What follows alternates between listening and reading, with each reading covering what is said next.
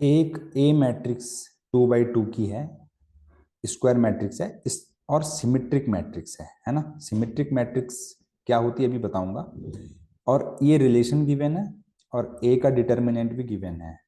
तो और ये भी एक रिलेशन गिवन है, तो हमसे अल्फा प्लस बीटा की वैल्यू पूछी गई और अल्फा और बीटा जो है इस एक्सप्रेशन पे इन्वॉल्व है। अब ध्यान से देखिएगा,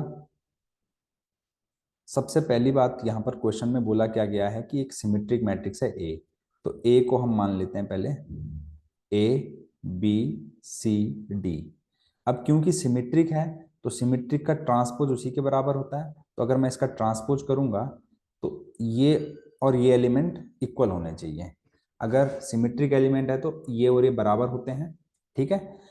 तो अब देखिए अगर ये बराबर हैं तो हमसे हमें यहाँ पर ए मैट्रिक्स कैसे लिख सकते हैं, ए बी, और ये भी बी होगा, और ये यहाँ पे सी लिख सकते हैं, ठीक है। तो ये हमने आइडिया ले लिया कि ए को कैसे लिखना है। अब ए यहाँ पे लिखा हुआ है ए इंटू 1, 1 इज इक्व टू 3, 7 है। यहाँ से हम इसका इसके साथ इंटू करेंगे तो यहाँ से A plus B is equal to 3 मिलेगा, B plus C is equal to 7 मिलेगा, ठीक है। और साथ ही साथ ए का जो डिटर्मिनेंट है वो 1 है। अब ए तो ए मैट्रिक्स है यहाँ पे, ये इसका डिटर्मिनेंट अगर आप निकालेंगे तो A C minus B square होगा। तो A C minus B square is equal to 1। अब ध्यान से देखिएगा, तीन इक्वेशन है, तीन वेरिएबल है, आराम से सॉल्व कर सकते हैं। यहाँ से हम ए की वैल्यू निकालेंगे 3 - बी, यहाँ से हम सी की वैल्यू निकालेंगे 7 - बी, और यहाँ पर पुट करेंगे। तो 3 - B into 7 - B minus B square is equal to 1। तो ये आ जाएगा 3 × 7 = 21 -3b -7b plus B square minus B square is equal to 1।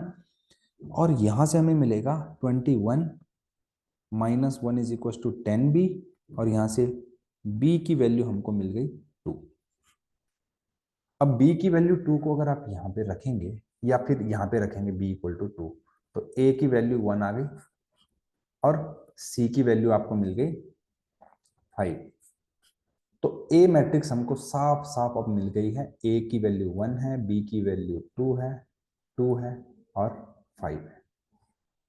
अब हमें ये एक एक्सप्रेशन गिवन है, तो देखिएगा A inverse is equal to alpha times A plus beta times identity matrix है, ठीक है।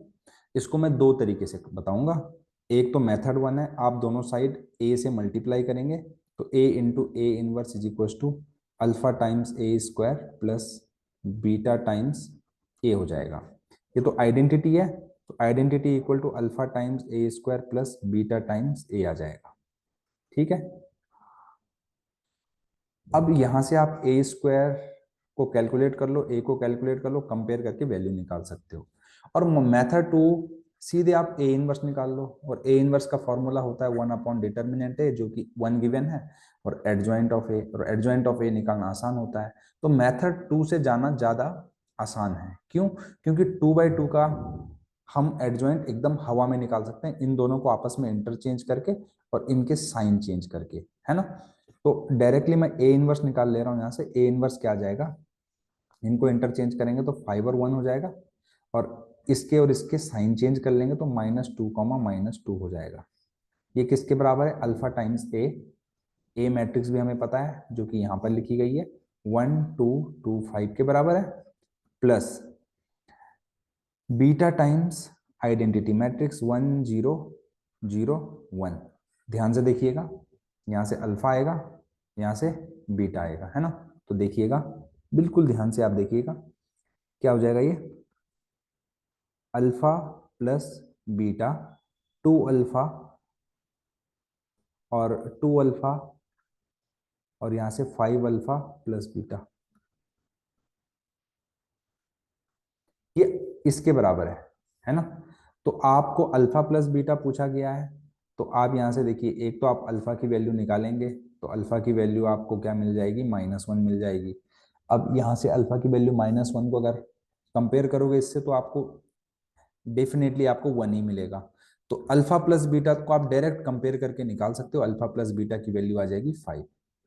सॉल्व भी करने की जरूरत नहीं है, फिर भी मैं बता रहा हूं आपको, आप अपने क्यूरियोसिटी को शांत करने के लिए आप ऐसा कर सकते हैं। बट अल्फा प्लस बीटा जो है इस फर्स्ट एलिमेंट फर्स्ट के बराबर होगा, तो आंसर आ जाएगा 5। अगर आपको सॉल्यूशन लगे अच्छा तो चैनल को लाइक शेयर और सब्सक्राइब करना बिल्कुल ना भूलें।